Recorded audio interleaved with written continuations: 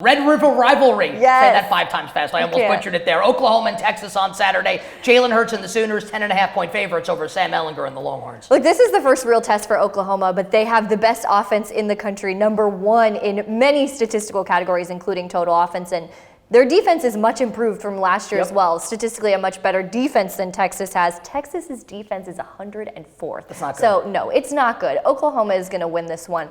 Are they going to cover, though? I don't know, because the Red River Rivalry is a tough one to say. Look, it's always a crazy, often an upset. Tom Herman is great as an underdog. Right. Here's my very fun fact, though. Oh, let's hear it. Since 1990, quarterbacks making their debut in this game are 2-14-1 against quarterbacks with at least one start. So Jalen Hurts, trial by fire, but he said it this week. He's played in some pretty big games before this one. Yes, he's been benched in some pretty big games as well. I'm not saying that's going to happen this week, but I am going to take Texas here getting the points. I do think Oklahoma will win the game, but you're going to give me 10.5 points with Sammy Ehlinger and Texas here. Texas beat them in the Red River last year. They won't beat them this year in the Red River, but Texas will cover that spread. No horns down in this one.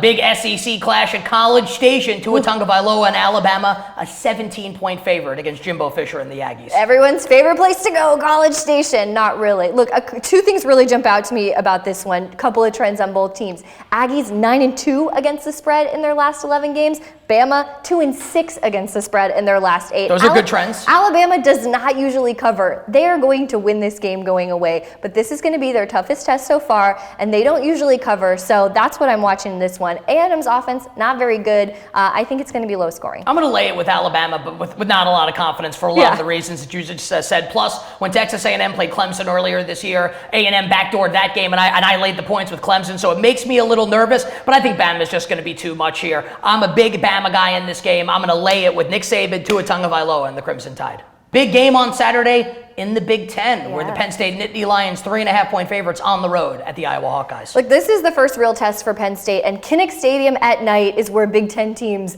go to die. Love that. Ahead of the season, you see this on paper, you're calling upset alert for Penn State in this one. But after what we saw with Iowa last week, only 3 points against Michigan, vaporized by the Wolverines. I don't have a lot of faith in Iowa, though this is going to be a really big test for the Nittany Lions. Both teams have really good scoring defenses, so I'm thinking low-scoring game for this one. The total in this game is 41. Amy, you like that under 41 I like points? the under. I've been fading Penn State all season with not great results. We remember when I took Maryland plus 6.5 against Penn State. Penn State won 15-0. Not one of my best moments here. So I'm going to once again fade Penn State at my own risk here. Still think they're overvalued. I still think they're a slightly fraudulent team. Iowa, we're going to buy low on the Hawkeyes after last week's disaster against Michigan. So I'm going to take the 3.5 points here. I don't know if I'm going to take the money line, the plus 155, but give me Iowa getting the 3.5 points as a home dog at the place where Big Ten teams go to die.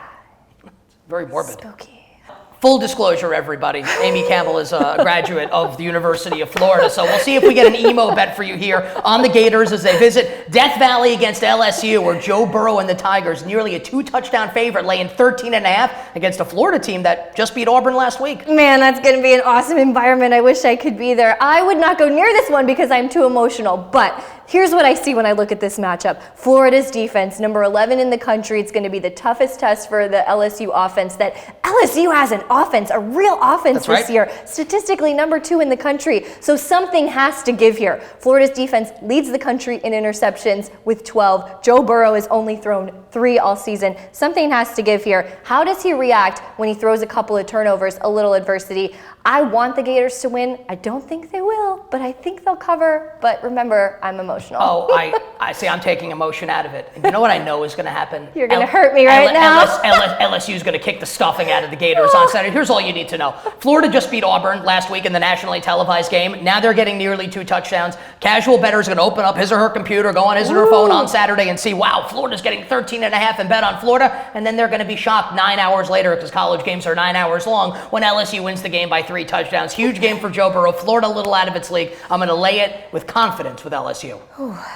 Our best bets for week 7 of the college football season. Time flies when we're having fun. Yes. You know what else is fun? Winning bets. What bet's going to win this weekend? I like Virginia plus 2.5 at Miami. Oh, Friday night action. Friday okay. night. I love to pick the Friday night games for my best yeah. bets. I don't get this. Virginia is a good team with 1 loss. It's a road loss to Notre Dame. They're undefeated in conference. And Miami is 0-2 in the conference. They haven't looked great under first-year head coach Manny Diaz. No, he stinks. Lots of talent, but they haven't put it all together. Where on the other side, Virginia, well-coached, has the pedigree, has the results. I think that they're going to win in Coral Gables. See, the line makes no sense to me, so I'll take Miami just because that's the case, but you would very well be right with Virginia on Friday night. As for my best bet, I'm going to go to the Big Ten on Saturday. Now, last time we saw Michigan State, they were getting the stuffing beaten out of them by Ohio State, not covering that spread. To me, not a big deal because Ohio State's absolutely awesome. Last time we saw Wisconsin in a big national spot, they were vaporizing Michigan. So what we are going to do now is sell high on Wisconsin, buy low on Michigan State. I will take the 10.5 points with Sparty on the road at Wisconsin. Love it. We need a vaporized counter.